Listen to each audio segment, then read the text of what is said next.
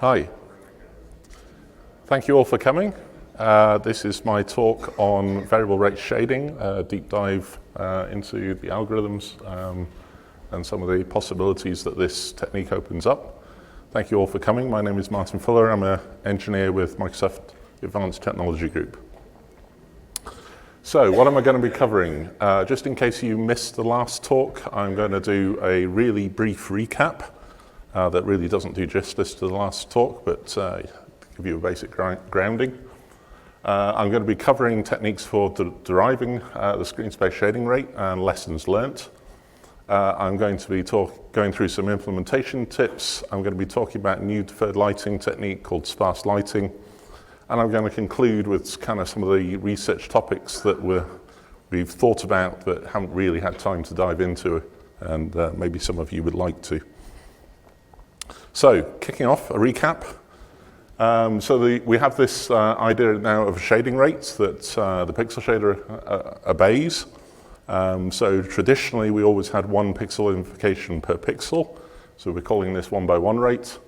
We have 2x2 rates, which is quarter rate. So that is one invocation for up to 4 pixels. And the reason I say up to is it does depend on coverage and occlusion, that kind of thing. We have a bunch of other rates. So we have some rectangular rates, 2x1, 1x2. And then we have some more coarse rates, which are behind a caps bit, 2x4, 4x2, 4x4. Important thing to note here is that depth stencil is always full rate, so coverage is always full rate, so your edges are always perfect. There are 3 sources of shading rate, and these can be combined. So we have per draw call, which is tier 1. We have per provoking vertex or a screen space map in tier 2. And this technique is very quick and easy to drop into an existing engine, any kind of engine. With or without MSAA, you don't need to suddenly start changing all your shaders. You don't need to suddenly have kind of a fix-up pass. You do not have to have a kind of filmic look for this to work. So why do we add the screen space map? And the reason for adding the screen space map is there's a whole variety of different reasons why you could have low frequency detail in your frame. So lighting is a big one. You can have areas where you have, it's kind of black. Why do you need any detail there? You could have light saturation, texture detail. Some regions of your textures might have high frequency detail, and within the same texture you might have some low frequency detail. So that's very hard to otherwise capture. Partial occlusion by transparencies, that's a big deal. Post-processing blurs, so kind of motion blur, depth of field, that kind of thing. It's always been rather irritating that we have to pay to make things more blurry. So we want to spot these things. So if you were in the last talk, the difficulty is we have to decide what the shading rate is going to be before we invoke the pixel shader and start sampling textures. So the kind of obvious thing to do is to look at the previous frame. So we're going to examine the previous frame. We're going to look for deltas in luminance or color. It turns out there's no need to reinvent the wheel. The Sobel filter that most people will have heard of is actually perfect for this. We get a couple of 3x3 convolution kernels, one in the x-axis, one for y. They only have 6 non-zero weights. So these are going to produce a single value each. You then compare those to a tolerance. So this is your gradient check. This is going to tell you whether you want 1x2 rates or 2x1 for the x-axis and the y-axis. And if both are asking for a high rate, then that's 1x1. And then we ignore the very last step of the Sobel filter. And I've experimented with using even smaller kernels on a half resolution input. And I've got extremely close to the same result. So that's very encouraging. You could use this on kind of your first step of your MIT pyramid for a bloom, something like that. So actually this thing turns out to be quite cheap. So what does that look like? So using the Sponser atrium that everyone will be familiar with, the right-hand image, we have the raw output from the 2 separable convolution kernels. So the x-axis is in red, the y-axis is in green. And we can see that this is in fact picking out the details we want. This is showing where we do have gradient changes that we're interested in. And then for every tile, every pixel within that tile is going to have a vote. They're all going to club together and decide what shading rate they want. So if we take this look down a corridor in the sponsor atrium, we can see relatively little of the full rate. This is the 1x1 in red. We can see quite a lot of half rate. So 2x1 is producing more detail vertically on the floor, that makes sense. 1x2 is producing more detail horizontally on the walls, that makes sense, that's what we're after. The one we really like is in black here, which is the quarter rate shading. And we've got an awful lot of that. So what does this look like? So this is what the image actually looks like with VRS turned on, 8x8 tile size and no temporal anti-aliasing. It's probably more or less impossible to tell that from not having VRS turned on. So we're going to have to zoom in on this. So I'm going to zoom in right on the far end of that corridor. And we've got the VRS signal on the left and the ground truth in the middle, shading rate and the absolute error. And still, they're probably quite, you might be able to start telling the difference at this point. But just to be sure, I'm going to zoom in again. So now we're getting, we're about, 0.3% of a 4K image, the VRS signal on the left here. So what's going on? So the first thing is we're looking at where a full rate has been chosen. So full rate has been chosen here for specular highlights on the edge of these stones. It's been picked for this really high contrast detail up in the top left there. And it's been picked on the edge of the light. So this is where the Sobel filter has told us this stuff's really interesting, but we are going to need full rate to represent it. This is the stuff we're interested in. This is where we've picked the quarter rate. Unsurprisingly, this is the interior of the stones. I'm sure you can see the difference between these, but that absolutely makes sense. And possibly this one on the left, that may be light saturation, maybe the reason it's reduced the shading rate there. We have preserved detail on the interior of some of the stonework. This has been done with a mix of shading rates. And then we have some fairly significant details that have been preserved entirely with the half rates, with 2x1 or 1x2. So I think this has done a pretty good job of preserving the detail that we feel we need to preserve or should be preserving. So now we can quite trivially kind of add this up. So we can see we had 94 tiles run at full rate. We had 143 at half rate. And we had 183 at quarter rate. And yeah, it's really trivial to work out that we did half a pixel shaper invocation per pixel on that particular image. Now, as I mentioned, the Sobel filter has a tolerance. That tolerance you can put on a slider, so you can adjust it for your own kind of tolerance to quality, or you can give it to the player, and the player can decide, and they can use this for frame rate versus quality. So I created a little animation of what this looks like if you vary your quality tolerance.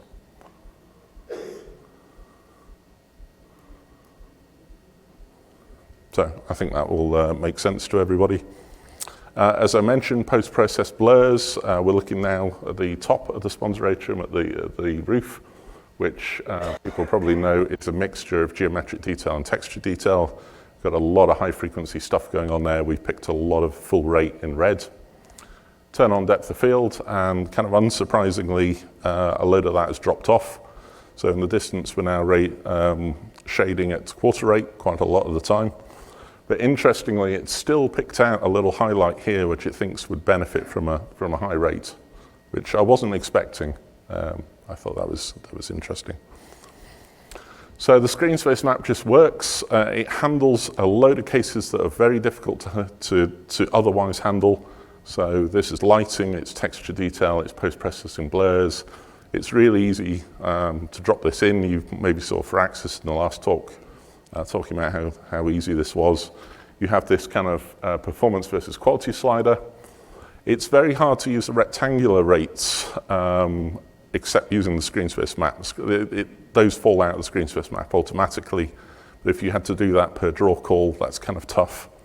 And obviously running at half rate is better than running at full rate. It's also immediately apparent that the savings are very content dependent, but we do now have something which is helping to offset the cost of doing post-process blurs so we have a more predictable frame time. One of the questions that came up in the last talk was, do I need motion vectors? If you have motion vectors, kind of great, go and use them, why not?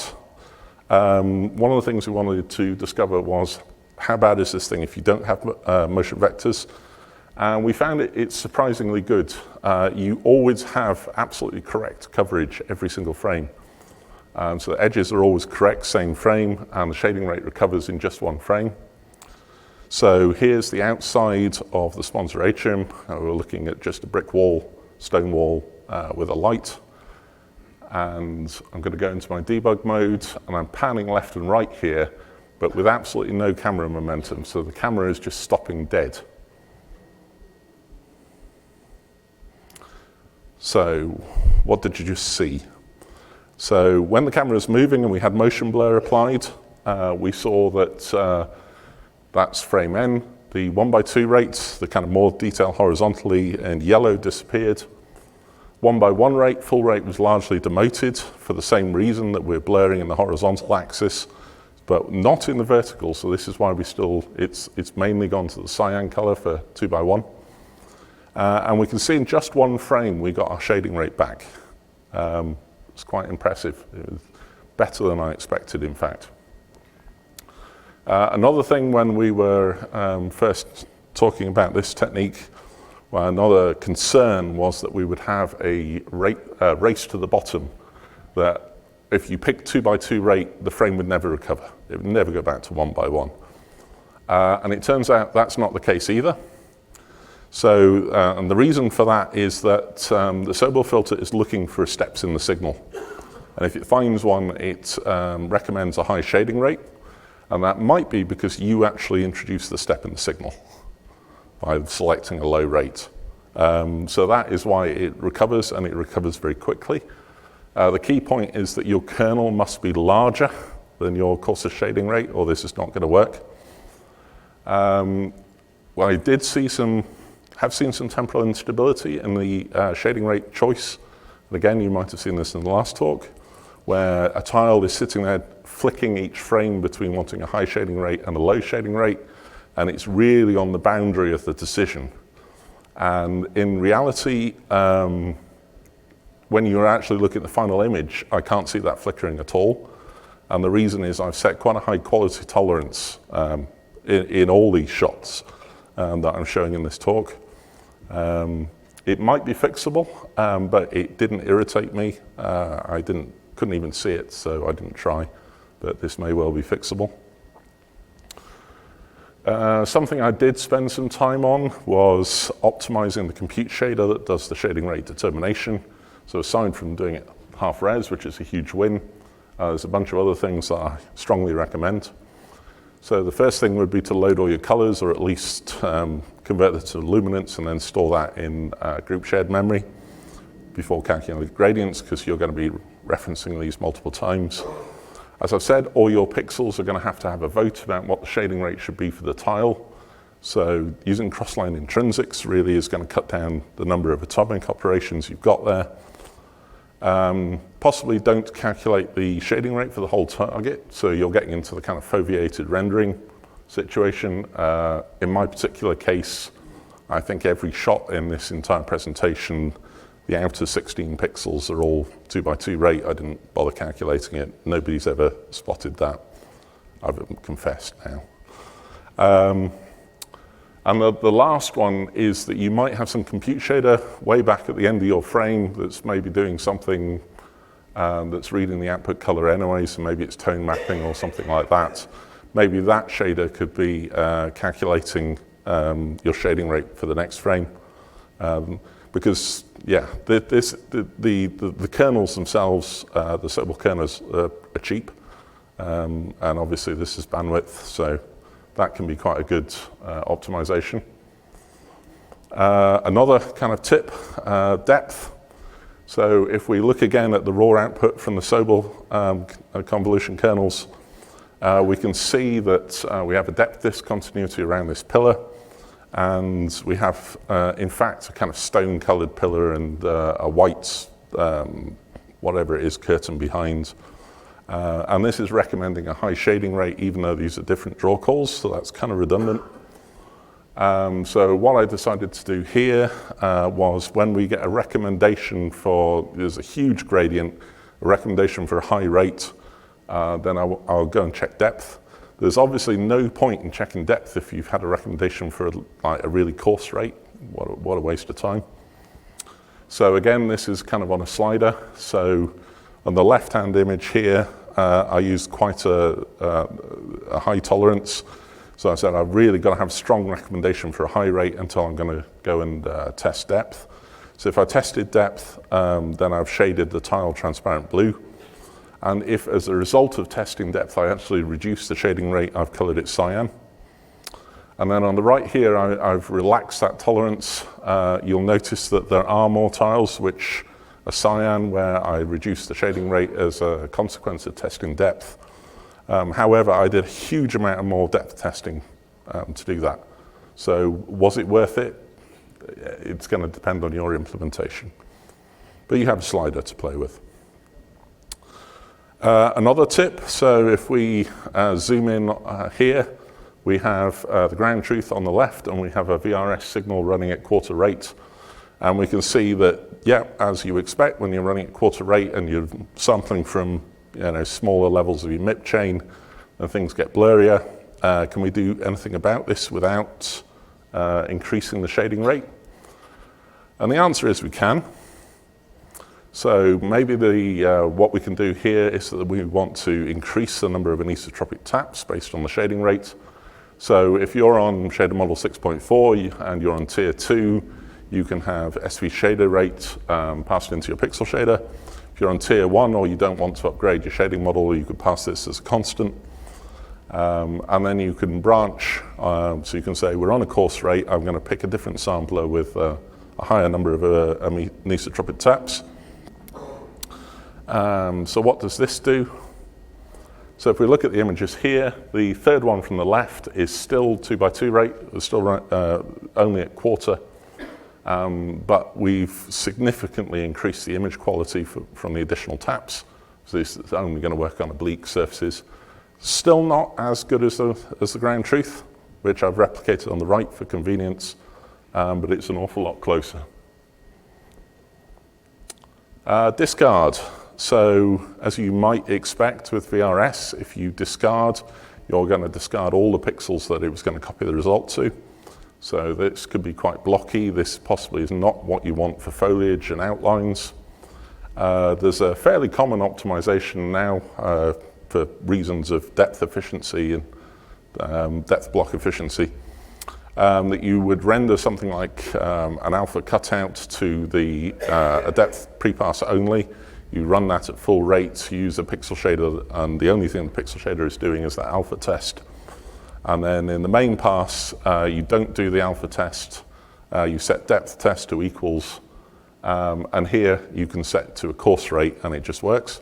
So this is how you can get kind of nice coarse rate savings and a perfect outline. So that's pretty useful. So if you are running a forward renderer, you're kind of done. You've got your savings, you've reduced your number of pixel shader invocations. That in itself has cut down the number of lighting calculations you're doing, which is great. Obviously, people with deferred renderers, they're doing a bunch of forward lighting at the end somewhere for transparencies and so forth. But it occurred to me when I was looking at deferred renderers that we now have a lot of duplicate values on our G-buffer, and kind of lighting all these is a bit of a waste.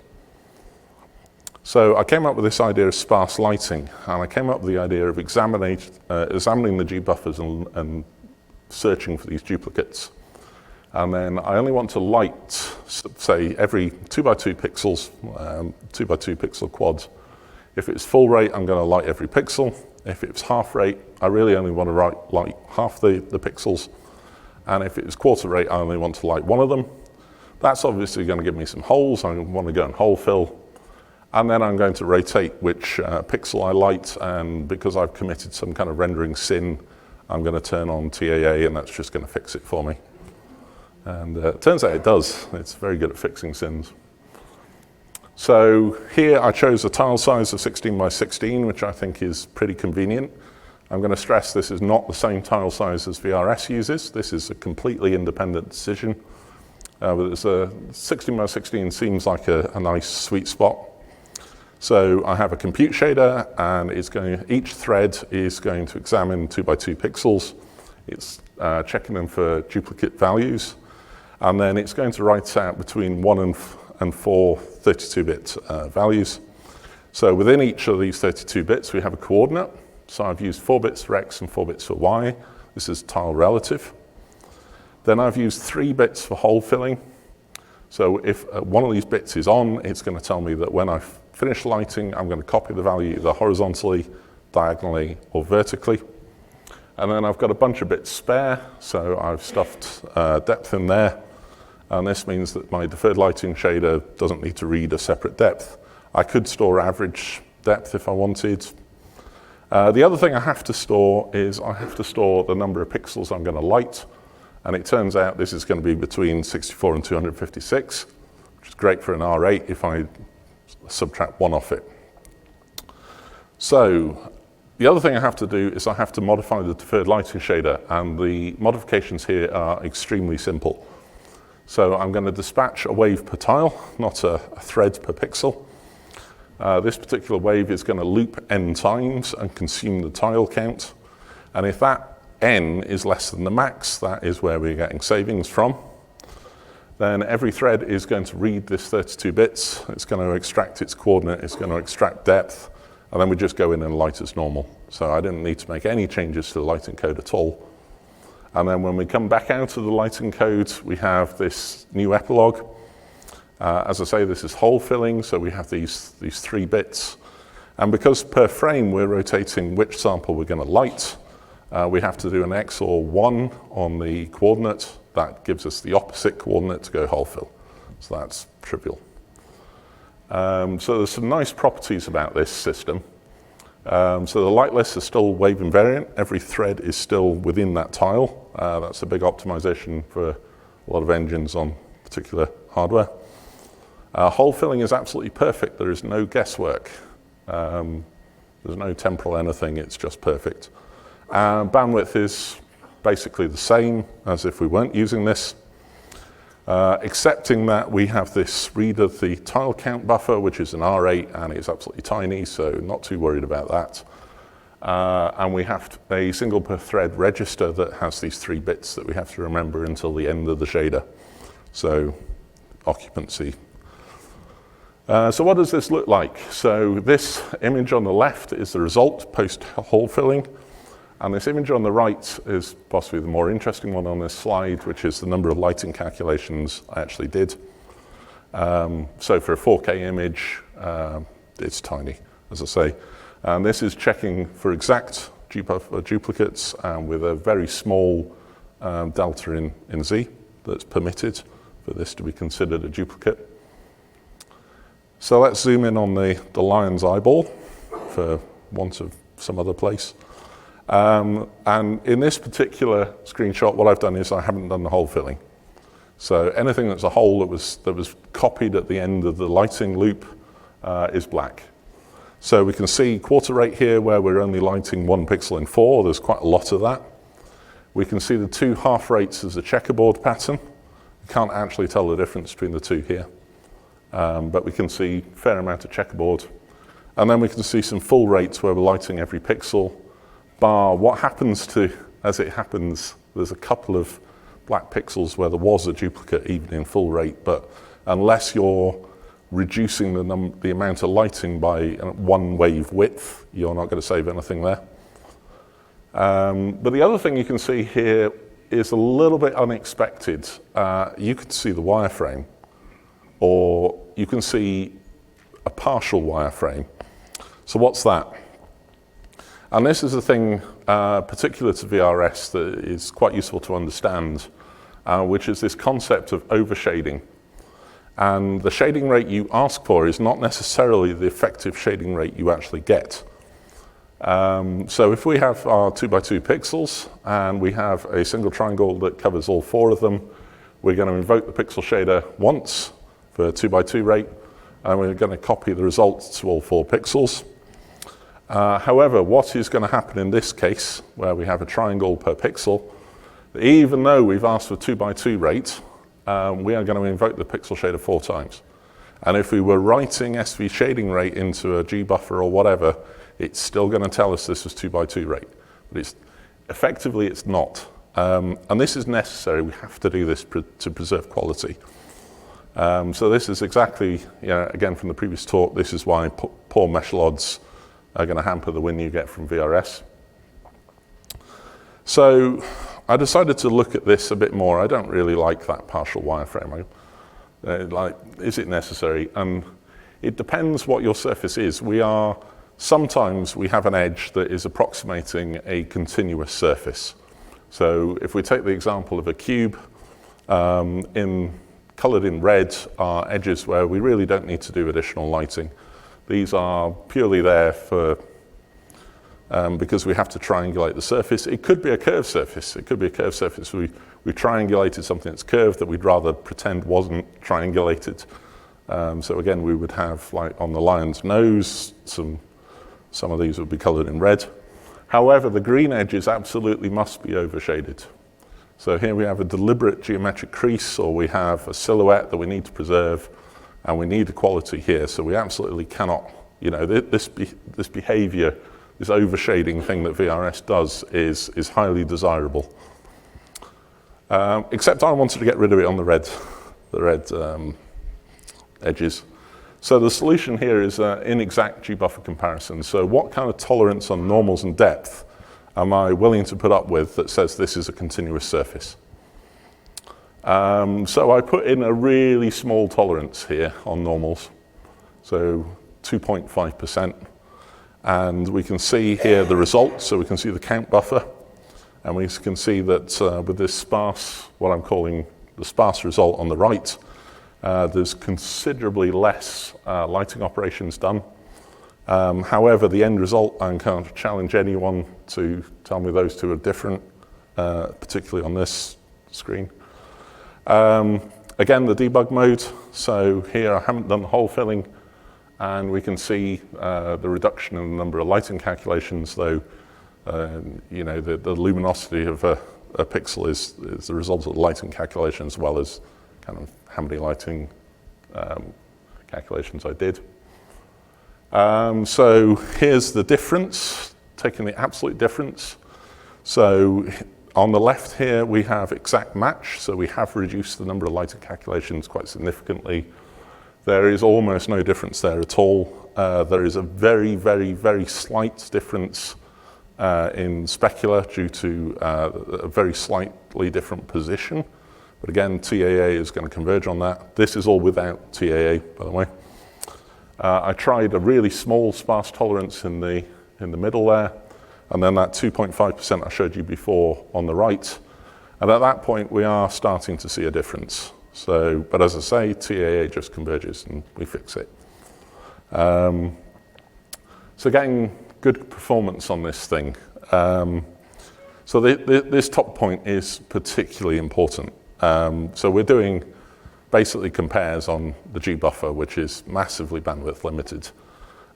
So what we want to do here is you probably got a pass before you get to deferred lighting where you start doing something with one of these G buffers. And it could be something like SSAO or SSR, and you're reading the normal buffer and you're reading depth and you're doing some downsize operation. So kind of sticking this compare and building these sparse buffers, the coordinate buffer and the count buffer in there, was a huge win. The other thing you can do to avoid checking multiple G buffers is that you could compute some kind of a hash. So maybe this could be, you could use luminance for the albedo. Maybe you can quantize this down a bit, and that in effect is your inexact comparison, which is what I'm driving at. A tip here is if you're doing this 0.1 where you combine with some other pass, and if that's reading the normal G buffer anyway, don't put the normals in the hash, that's wasteful. So that turned out to be a pretty good win.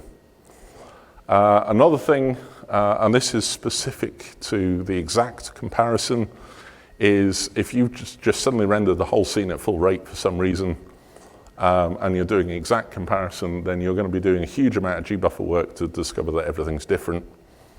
So I had a little optimization here where I had the gbuffer examination shader read the shading rate map first, and for a full rate tile, it just wrote out max count, quit. It didn't write any coordinates, and then in the deferred lighting shader, if we're on max counts, then what's the point in unpacking all these coordinates? Well, actually I didn't write anything there, so that's invalid to read. So just proceed with the old method, which was every XY thread to XY is derived from the thread ID. Don't read the coordinate buffer. So that was a pretty good optimization, but really only for exact comparison.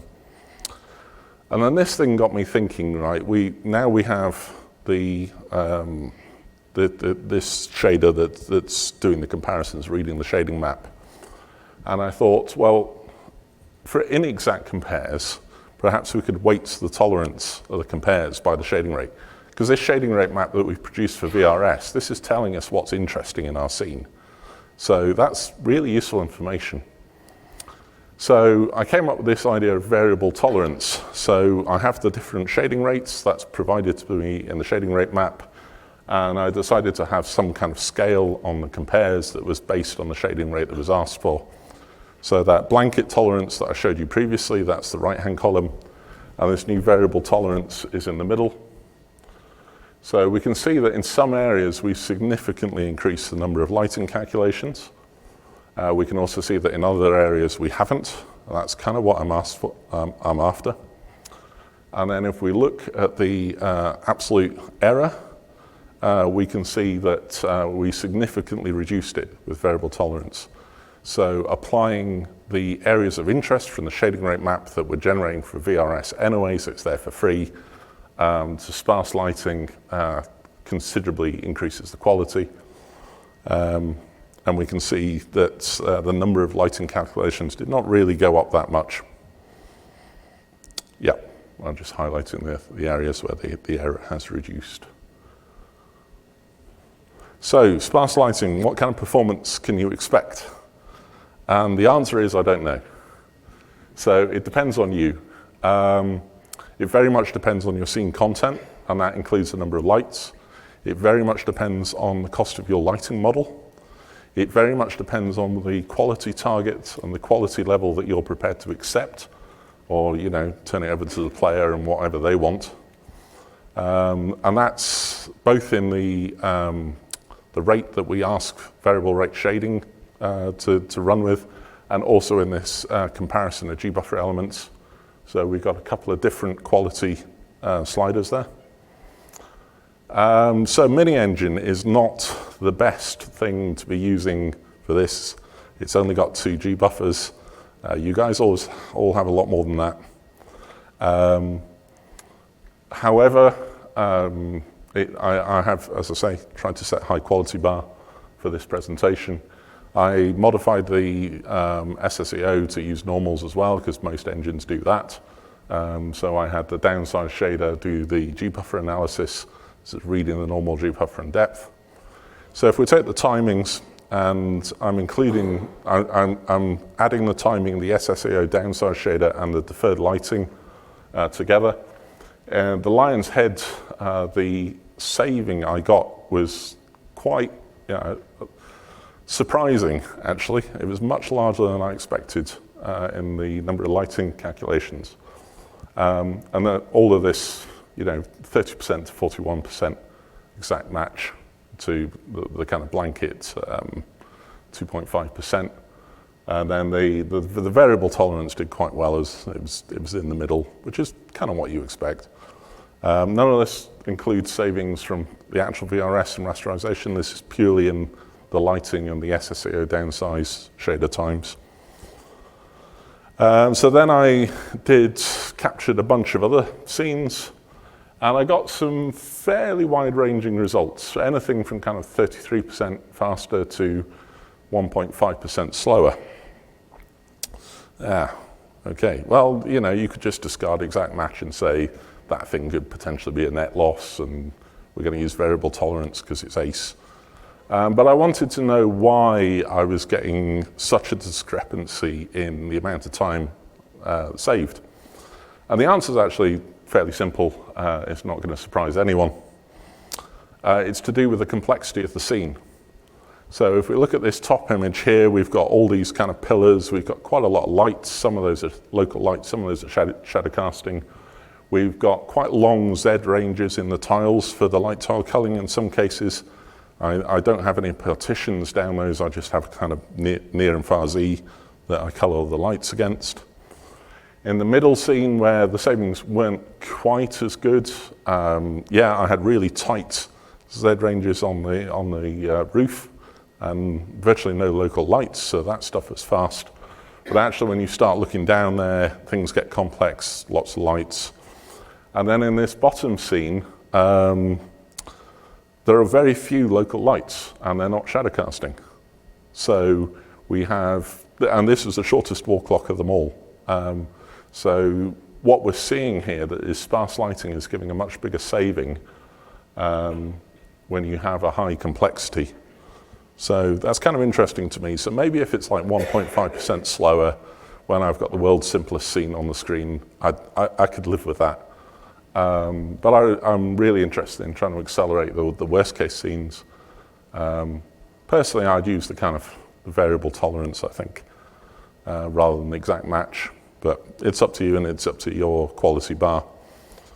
But I think if you were trying to take an image like this in the middle and you were trying to come up with the optimum minimum number of pixels that you had to go light, I think we're getting pretty close with sparse lighting. Now I've picked the non-variable version here deliberately because in fact this does not require VRS hardware at all.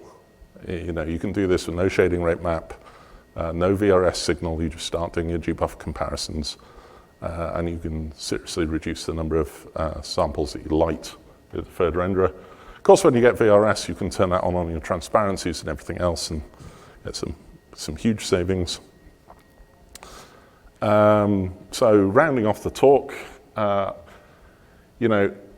think we're only just starting to scratch the surface of VRS. I think there's a lot of fairly interesting things going on, potential.